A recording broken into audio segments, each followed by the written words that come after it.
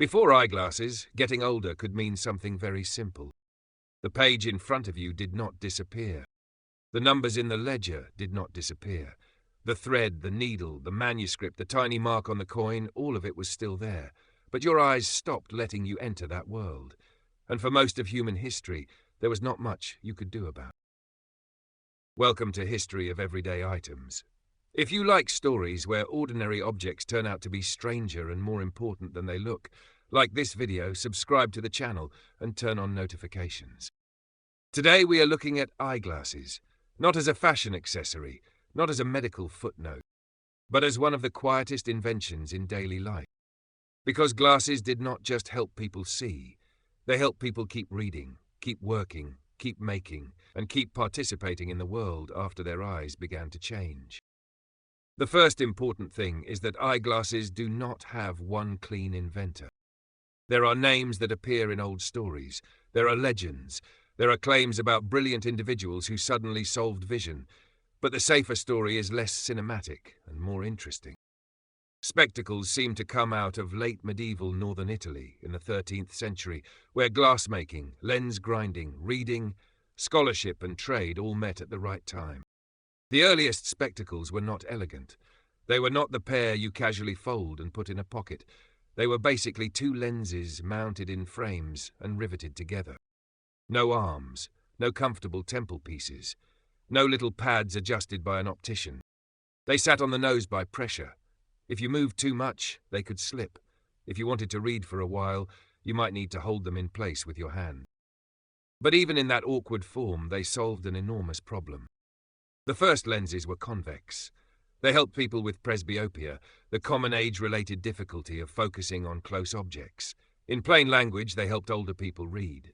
That detail matters. In a world where books were rare, accounts were handwritten, and skilled work depended on small details, losing close vision was not just inconvenient. It could shorten a working life. A scribe who could no longer read small letters had a problem. An accountant who could no longer check figures had a problem. A craftsperson working with fine tools had a problem. Spectacles gave some of that life back. At first, they were a tool for stillness. You sat, you read, you inspected, you held them steady. Then the design slowly changed. By the 16th century, nose spectacles were more common.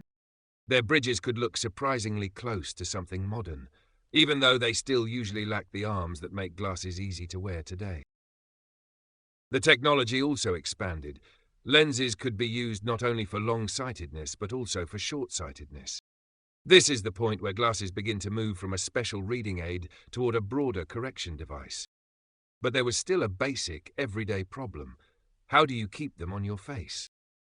That question sounds small, but it shaped centuries of eyewear.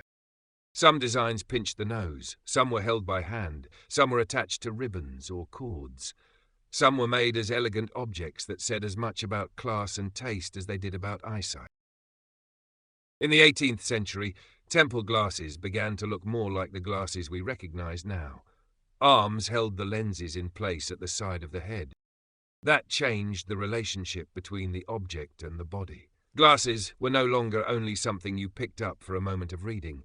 They could become something you wore while moving through the day. And once glasses could be worn in public, they became social. That created another strange chapter.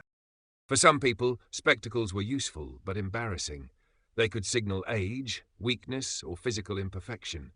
So eyewear became a negotiation between seeing clearly and being seen by others. The 19th century pince-nez is a good example. Its name comes from the idea of pinching the nose. It stayed on through a spring clip, which could be too tight, too loose, uncomfortable, or easy to drop. But it also looked different from large spectacles. For some wearers, that mattered. Eyewear had become technology, medicine, status, vanity, and identity at the same time. Then the 20th century changed the scale. Glasses became more common, more standardized, and less mysterious. Armies needed soldiers who could see.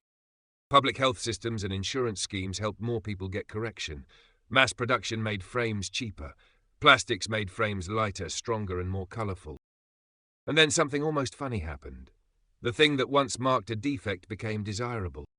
Cat-eye frames, heavy black frames, rimless frames, designer frame, sports eyewear, sunglasses. Glasses stopped being only a correction and became a choice people used to shape a face. Today, a pair of glasses can mean precision, seriousness, style, rebellion, age, youth, profession, personality, or nothing at all. But under all of that design is the same old promise. The world is still there. The page is still there. The numbers are still there. The thread, the screen, the road sign, the face across the room, all of it is still there. Glasses are the small object that lets millions of people re-enter detail. And that is why the history of eyeglasses is not really the history of a frame. It is the history of staying connected to the visible world. If you like stories where ordinary objects turn out to be stranger and more important than they look, like this video, subscribe to the channel and turn on notifications.